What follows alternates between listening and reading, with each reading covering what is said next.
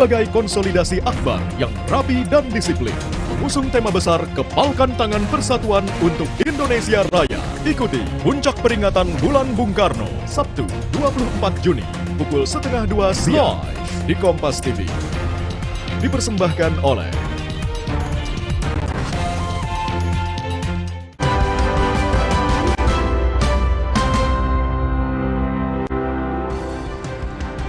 Masih di Sapa Indonesia Malam, polisi menggerebek sebuah rumah kontrakan di Villa Mutiara Gading, Kabupaten Bekasi, Jawa Barat, karena diduga menjadi tempat penampungan penjualan organ ginjal.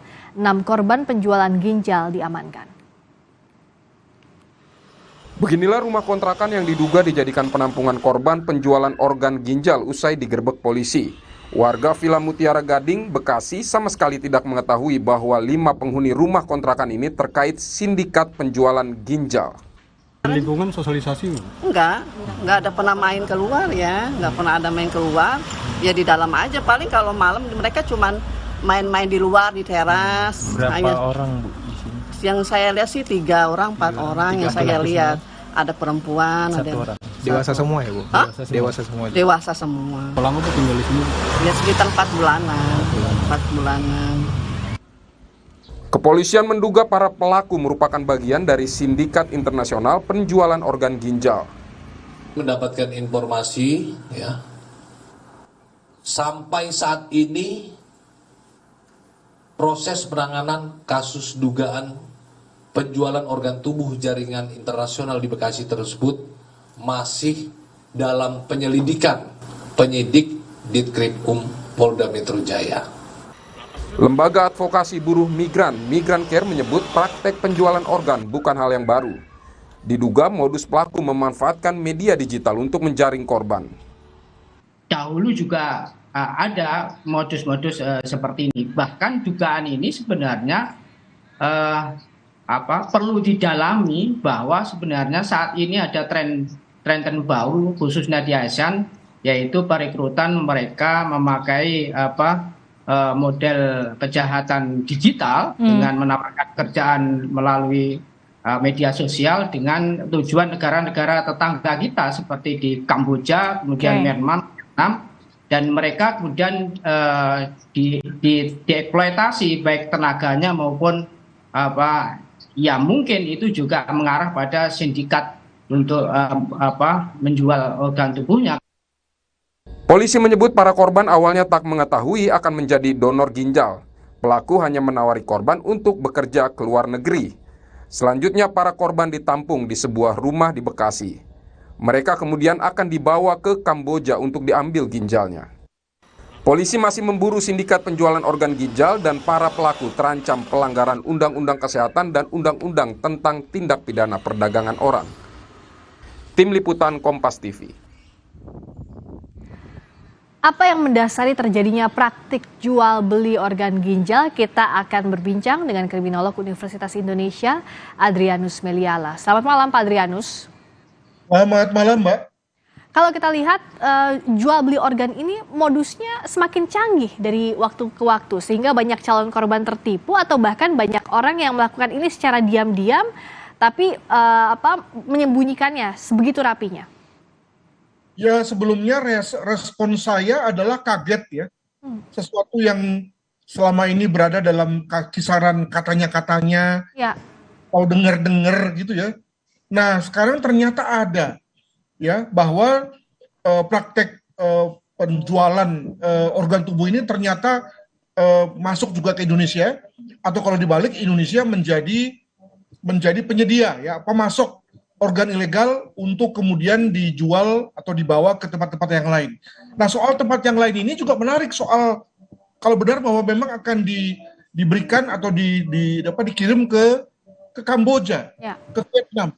Saya menduga awalnya itu adalah untuk konsumsi masyarakat di Eropa yang memang mengalami kesulitan dari segi demografi, orang-orang yang boleh dibilang berkekurangan secara ekonomi, semakin berkurang di Eropa misalnya, juga orangnya sendiri berkurang yang kurang lebih cocok dan mau untuk menjadi penyedia tubuh ilegal, secara ilegal maupun legal gitu ya, sehingga kelihatannya di sanalah yang kemudian membutuhkan.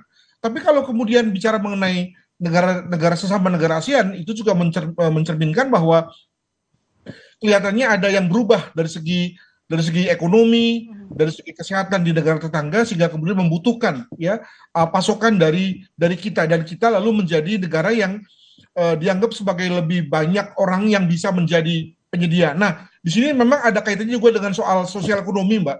Ya. Nah, hampir semua mereka yang bersedia ini juga bisa tanda kutip ini, ya apakah bersedia secara terpaksa atau tidak. Yang pasti ada alasan ekonomi dalam rangka menjual ginjal mereka kepada orang lain. Demikian. Nah, alasan ekonomi tadi apa yang menurut Pak Adrianus, kenapa sindikat ini mudah begitu untuk mencari calon korbannya? Karena untuk alasan ekonomi ini kan ada banyak ya yang bisa dilakukan, tapi untuk sampai diambil organnya, bahkan mereka bersepakat, itu apa yang Pak Adrianus amati soal ini? Saya kira mereka juga memakai pendekatan acak juga tuh, ya mungkin mendekati orang yang mohon maaf secara ekonomi kurang dan mengalami satu kebutuhan finansial, lalu juga mungkin dari segi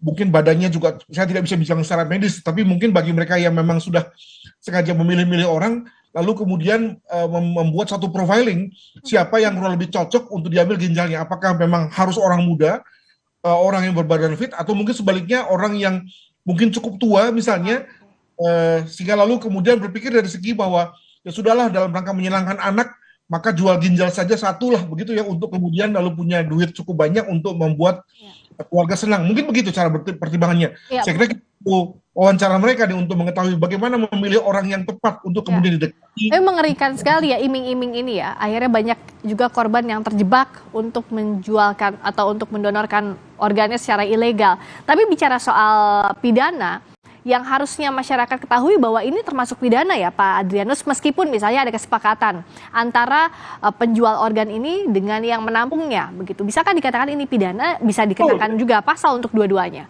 Betul, kalau melihat dari undang-undang kesehatan kan dikatakan bahwa hanya dengan pertimbangan medis lah ya. Nah, kalau soal medis kan tentu mesti ada pihak ketiga yang memberikan judgement. Dalam hal ini adalah dokter. Nah, kalau misalnya tidak ada pertimbangan medis dalam rangka pengambilan ginjal seseorang untuk diberikan kepada yang lain, itu namanya transplantasi ilegal ya, sehingga kemudian menjadi masuklah undang-undang tersebut dan pasal-pasal dengan ancaman pidananya. Tapi kalau misalnya kemudian nanti ada, ya ini dia nih, ada nakes, apakah itu dokter atau perawat yang memberikan judgement bahwa itu boleh, nah itu lalu kemudian sudah masuk lagi pada ranah profesi itu, di mana ada nakes yang tidak hanya terkena pidana, tapi juga lalu dianggap sebagai melanggar etik, melanggar ketentuan profesi dari profesi mereka. Begitu. Sejauh ini kan dari hasil penelusuran bahwa diambil organnya itu di luar negeri, di Kamboja. Tapi perlukah juga ditelusuri apakah ada misalnya fasilitas kesehatan atau oknum tenaga kesehatan yang bekerja sama dengan mereka di tanah air ini, Pak Adrianus? Ini juga menarik untuk dilihat sebagai satu kemungkinan ya, apakah si A ini yang sudah bersedia untuk menjadi donatur, walaupun donaturnya juga bermasalah ini ya, untuk dibawa ke Kamboja dan kemudian dioperasi di sana, langsung kemudian ditransplantasi kepada orang yang membutuhkan, atau orang dari Kamboja kemudian datang ke Indonesia dan sudah ada jaringan yang kemudian menyediakan berbagai kebutuhan untuk operasi kamar, operasi besar ya dalam hal ini, termasuk dokternya, termasuk ahli bedahnya dan seterusnya, sehingga kemudian lalu bisa langsung diadakan transplantasi. Jadi ada dua kemungkinan. Nah, kalau kemudian kemungkinan yang kedua ini terjadi, artinya ada rumah sakit yang menyalahgunakan secara nggak ada juga ya fasilitas operasi. Demikian juga ada dokter bedah, ada dokter anestesi yang terlibat. Wah, ini saya kira ini skandal besar bagi dunia kesehatan di Indonesia. Begitu.